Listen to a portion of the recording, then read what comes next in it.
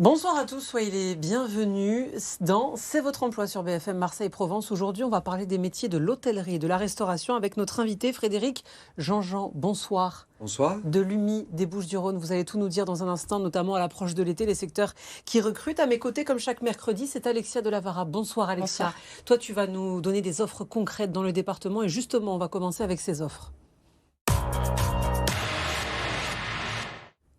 Première offre que tu nous as sélectionnée. Alors, première offre de la semaine, c'est l'entreprise Ponticelli qui recherche un technicien instrumentation en CDI et c'est sur Port-de-Bouc. Pour ce poste, on va vous demander des compétences techniques en électromécanique, en pneumatique et en hydraulique. Vous êtes autonome et vous êtes en recherche sur le secteur, n'hésitez pas à envoyer votre candidature à l'adresse qui s'affiche à l'écran.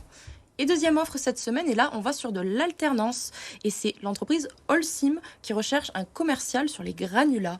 C'est à Bouc-Bélair et vous êtes en train de préparer un bac+3 ou un bac+4 en commerce. Vous avez un bon relationnel et vous êtes déjà en recherche. Rendez-vous sur le site internet qui s'affiche à l'écran.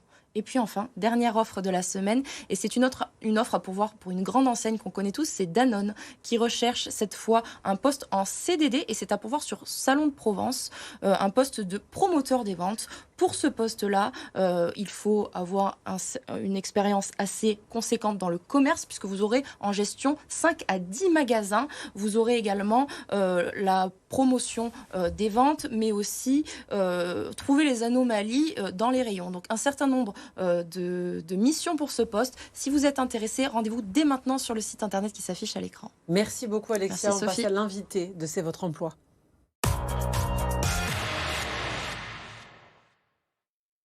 Frédéric Jean-Jean, est-ce que vous êtes inquiet à l'approche de la saison estivale? Ça a été extrêmement compliqué l'été dernier. Certains établissements n'ont pas pu rester ouverts, notamment pour les services du midi, faute de personnel. Est-ce qu'on s'oriente vers une situation similaire? Tout à fait. La difficulté est là. Je faisais le point hier après-midi avec l'ensemble de nos adhérents, qu'ils soient dans l'hôtellerie comme dans la restauration. Les difficultés de recrutement sont là. Combien de personnes il manque? Vous avez pu chiffrer? On est sur les mêmes chiffres que l'année dernière. On était sur la région Provence-Alpes-Côte d'Azur, la région sud, à hauteur de 30 000 emplois pour voir l'année dernière. 30 000 emplois, beaucoup de secteurs. On parle des cafés, des hôtels, des restaurants, des discothèques. Ça représente un panel de métiers très large. Est-ce que vous pouvez en dire plus? Quels sont ces métiers-là qui sont les plus en tension? On va avoir des besoins à tout poste. On va avoir des besoins dans les hôtels, ça va être des réceptionnistes, ça va être des femmes de chambre, ça peut être des voituriers. On va avoir des besoins en cuisine, on va avoir des besoins en salle, en service. Voilà, à tout poste. 30 000 postes, c'est énorme. En termes de contrat, Alexia, peut-être? En termes de contrat, et puis aussi, qu'est-ce qu'il fait aujourd'hui que ce secteur-là a tant de mal à recruter? Quelles sont les raisons selon vous? Je crois que ce n'est pas forcément que notre secteur. Notre secteur a toujours été en tension. Il y a une dizaine d'années de ça, une étude du Pôle emploi qui essayait de comprendre les causes avait révélé que les personnes qui avaient été interrogées préféraient être servies plutôt qu'être au service. Et au bout de 25 ans de métier, je dois vous dire qu'être au service, c'est une noblesse. Parce que c'est accompagner les gens dans leur quotidien, accompagner les gens dans tout ce qu'ils ont à vivre. Et c'est la noblesse, c'est un sens de l'altérité, un sens de la générosité. Donc je ne crois pas que ce soit quelque chose qui soit préjudiciable, bien au contraire, ou péjoratif. Sophie évoquait les contrats. On imagine souvent des contrats saisonniers.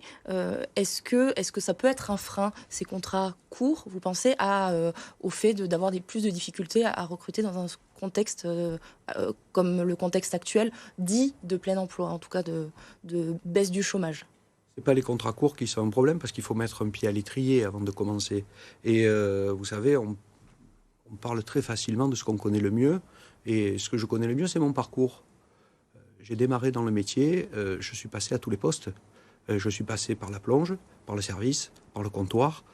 Je suis passé par tous ces postes-là. Ensuite, à Marseille, dans un établissement dans lequel j'ai toujours travaillé. Et figurez-vous qu'après, je suis devenu directeur de cet établissement et qu'après, je l'ai racheté. Et voyez, comme quoi l'ascenseur social, c'est possible, qu'il y a des possibilités d'évolution. Il faut s'en donner les moyens, il faut être ambitieux, des ambitions raisonnables, mais il faut se lever le matin. Frédéric Jean-Jean, il y a toutefois la crise du Covid-19 qui a changé la donne, avec beaucoup de reconversions, des établissements qui ont fermé, du personnel en moins. Ça date aussi de cette période. Il y a une fracture à cette période dans votre milieu. Je crois que ce n'est pas que dans notre milieu. Quand on discute avec l'ensemble des chefs d'entreprise, qui n'a pas de mal à recruter aujourd'hui? Et je crois que c'est la relation au travail sur l'ensemble de la société qui nécessite d'ouvrir un grand débat. Savoir précisément qu'est-ce que c'est que travailler. Parce que travailler, c'est pas simplement se lever le matin et avoir un salaire. Travailler, c'est participer aussi au système par répartition. C'est payer la maladie, c'est payer la retraite et c'est payer le chômage. Et ça, c'est pas de l'argent qui tombe du ciel. À un moment, il faut vraiment reprendre en conscience... Il y a un manque de motivation mais il est évident. Il est évident. Quand on voit dans les entretiens d'embauche, les gens qui vous disent vous savez, nous avons décidé d'accéder à une qualité de vie, on préfère rester au Pôle emploi. Et je leur dis, mais il y a des gens, je l'ai eu ça en entretien d'embauche, je dis, mais il y a des gens qui ont vraiment besoin du chômage. Si vous voulez la qualité de vie, payez-vous-la. Mais à un moment, il faut être réaliste. Là, on parle d'axe de motivation et vous parliez juste avant d'ascenseur social. Comment on fait pour parler aux téléspectateurs qui ont encore envie, justement, pour leur donner cette motivation et pour défendre ces métiers qui vous tiennent à cœur? Écoutez, c'est très simple. Dans ces métiers, je vais vous donner mon exemple. Je vais vous donner l'exemple d'un de nos collaborateurs qui est arrivé ici. Il débarquait, il arrivait des Comores. Et puis, petit à petit, il a lui aussi évolué dans l'entreprise. Il a acquis une expérience, il a fait des formations. Et maintenant, c'est notre barman. Il est là à temps plein. Et il a une vie de famille et il s'épanouit. Et il travaille 5 jours par semaine. Et il arrive à joindre les deux bouts. Et il a un sens parce que le matin, il se lève et il a des valeurs qu'il transmet à ses enfants. Il y a quand même une réalité dans la restauration avec des horaires difficiles, souvent du travail le dimanche. Alors, ce n'est pas le cas partout, mais c'est quand même de manière majoritaire le cas dans les établissements. Est-ce que ça peut repousser des personnes? En même temps, il y a cet inconvénient, puis il y a aussi des avantages, j'imagine, avec l'esprit d'équipe, l'établissement, le rapport au personnel, aux clients. Il y a eu beaucoup de choses qui ont changé. L'année dernière, du fait des difficultés, on a réduit les coupures. Les salaires ont été augmentés de 16%. 16%. Nous sommes le seul secteur qui a fait cet effort-là. Donc, on a quand même des revenus qui sont à la clé, des qualités de travail, des conditions de travail qui restent appréciables. Alexia. Là, vous donnez un peu les modalités qu'ont pris les entreprises du secteur pour faire face à cette pénurie qui est quand même très importante. Est-ce que vous pensez qu'il faut aller encore plus loin? Vous parliez de 16% qui sont des efforts quand même considérables. Est-ce que vous pensez que les entreprises doivent faire plus d'efforts encore, ou alors il faut changer les mentalités? C'est vraiment du point de vue des candidats. Il va falloir un moment réaliser qu'il faut se lever le matin, et c'est aux parents aussi et à l'entourage à expliquer que, comme j'ai coutume de dire, les saucissons ne poussent pas sur les arbres. Et donc, il va falloir se lever le matin, il va falloir aller gagner sa croûte. Et pour cela, il y a des métiers, tout un tas de métiers qui existent. Dans les nôtres, on a le sens de l'échange, du partage et de l'altérité. Merci beaucoup Frédéric Jean-Jean d'être venu sur notre plateau. Merci beaucoup à toi Alexia. On continue avec la candidature de la semaine.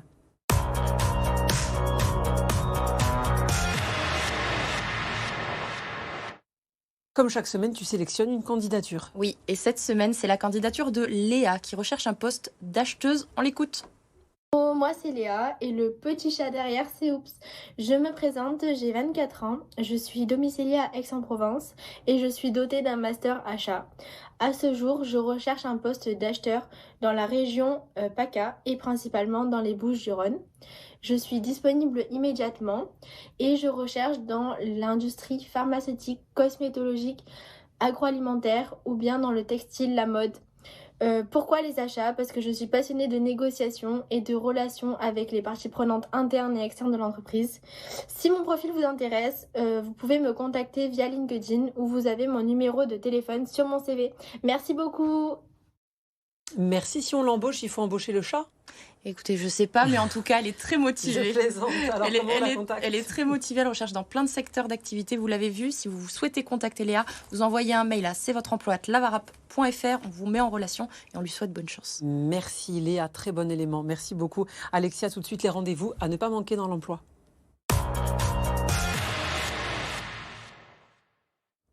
Rendez-vous à ne pas manquer. 3 rendez-vous cette semaine et on commence dès demain. C'est la Cité des métiers qui propose un rendez-vous sur les métiers du développement web. C'est demain matin de 10h à midi sur la Cité des métiers. On vous propose au programme de ce rendez-vous des découvertes, des opportunités d'emploi, mais également des formations. Si vous êtes intéressé, rendez-vous sur le site internet pour s'inscrire. Deuxième rendez-vous, et c'est demain aussi, si vous voulez découvrir les métiers de l'artisanat. Il y a un métier en plein Marseille qui qui s'appelle Atelier Bois de 11h à 12h30 au programme les rencontres avec des artisans qui vous expliquent concrètement leur métier. Rendez-vous sur le site internet pour plus d'informations. Et puis enfin, dernier rendez-vous pour cette semaine, c'est au Pôle emploi d'Istres et c'est la présentation du contrat jeune, contrat d'engagement jeune. C'est le vendredi 21 avril et on va vous présenter toutes les modalités de ce dispositif dédié aux jeunes de 16 à 25 ans.